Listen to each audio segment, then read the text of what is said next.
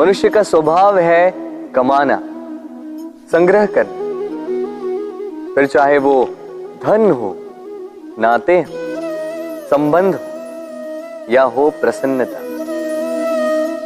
परंतु क्या आपने कभी सोचा है नियति ने यह संग्रह करने की प्रकृति मनुष्य में क्यों डाली?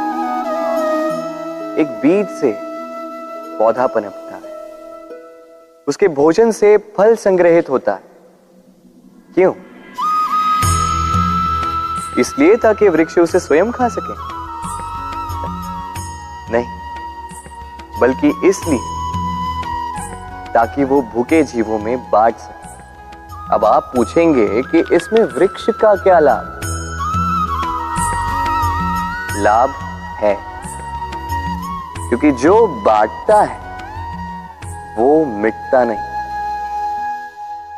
जो फल ये जीव खाते हैं वो उसके बीजों को वातावरण में बिखेर देते हैं, जिससे जन्म लेते हैं नए वृक्ष।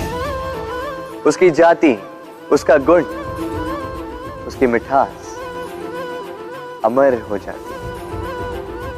इसलिए स्मरण रखिएगा, अमीर होने के लिए एक एक क्षण संग्रह करना पड़ता है, किंतु अमर बनने के लिए एक एक कण बांटना पड़ता है। राधे राधे। संसार में सबसे बड़ी शक्ति क्या है? अब आप में से कुछ कहेंगे शस्त्र की, कुछ कहेंगे शास्त्र की, कोई कहेगा बुद्धि की, तो कोई कहेगा बल की, किंतु ये सब अधूरे हैं। संसार में सबसे बड़ी शक्ति है मित्रता। यदि सच्ची मित्रता प्राप्त हो जाए तो वही सबसे बड़ा धन है। जब आप कठिनाइयों में होंगे तो मित्रता शस्त्र बनकर सहायता करेगी। मार्ग भटक जाओगे तो मित्रता शास्त्र बनकर आपको राह दिखाएगी। षड्यंत्र में फंस जाओगे तो बुद्धि बनकर बाहर निकालेगी। अकेले हो जाओगे तो ममता बनकर साथ निभाएगी।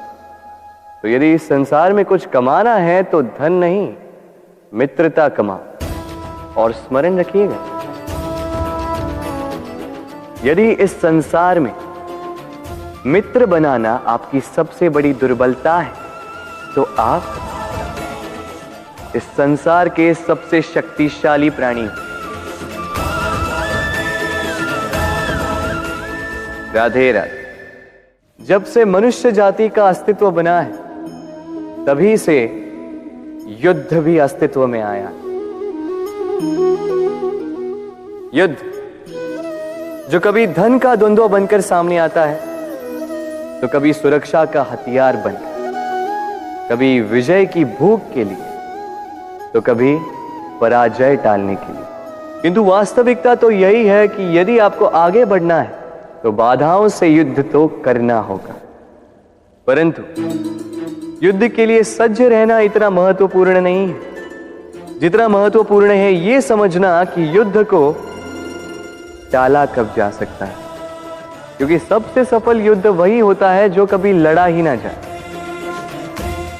आप युद्ध में विजय प्राप्त करके स्वयं का मान तो बढ़ा लो, किंतु अपना बल खो दोगे। इसलिए जहां तक हो सके युद्ध को टालो, इस शक्ति को संग्रहित रखो, ताकि जब ये युद्ध धर्म बन के सामने आए आप उससे पूरे बल के साथ लड़ सको।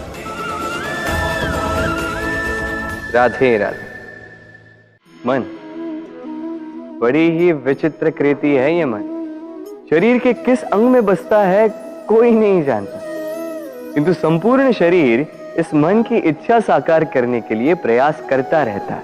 अब यदि मन कुछ खाने का करे तो व्यक्ति उसकी वनो उपवनों की इच्छा साकार करने का माध्यम ढूंढता रहता है। अब यदि मन किसी को शत्रु समझ ले तो व्यक्ति उसे नष्ट करने का हर संभव प्रयास करता है। अब यदि मन किसी से प्रेम करे तो उसकी प्रसन्नता के लिए हर सीमा लांघने के लिए सज्ज रहता है। परंतु जीवन सुखद हो इसके लिए आवश्यक है कि मन खाली हो। इस बांसुरी की भांति भीतर कुछ भी नहीं, न राग है न द्वेष, तब भी तार छेड़ने पर स्वर निकलता है। इसी प्रकार मन को भी भावनाओं से मुक्त रखना आवश्यक है। स्मरण रखिए, मन में कुछ भर के जियोगे तो मन भर के जी नहीं पाओगे। राधे राधे।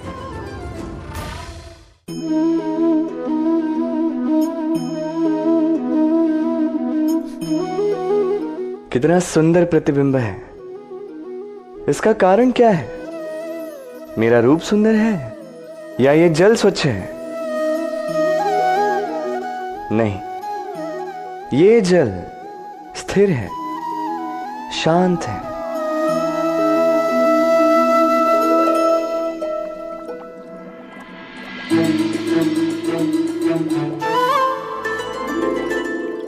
अंतर देख रहे हैं आप?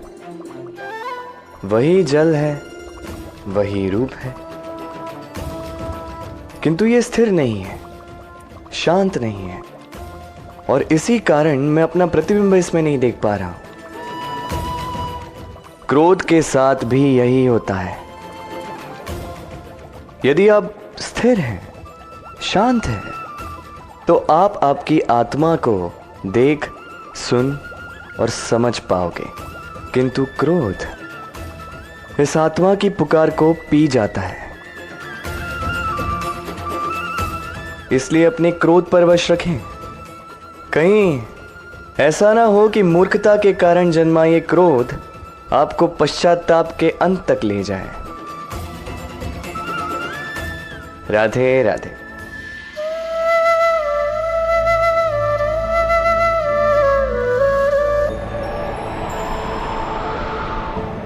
एक पिता के लिए उसकी संतान उसका गर्व है, उसका अहंकार है, और संतान के लिए उसके पिता उसका आदर्श, उसकी प्रेरणा।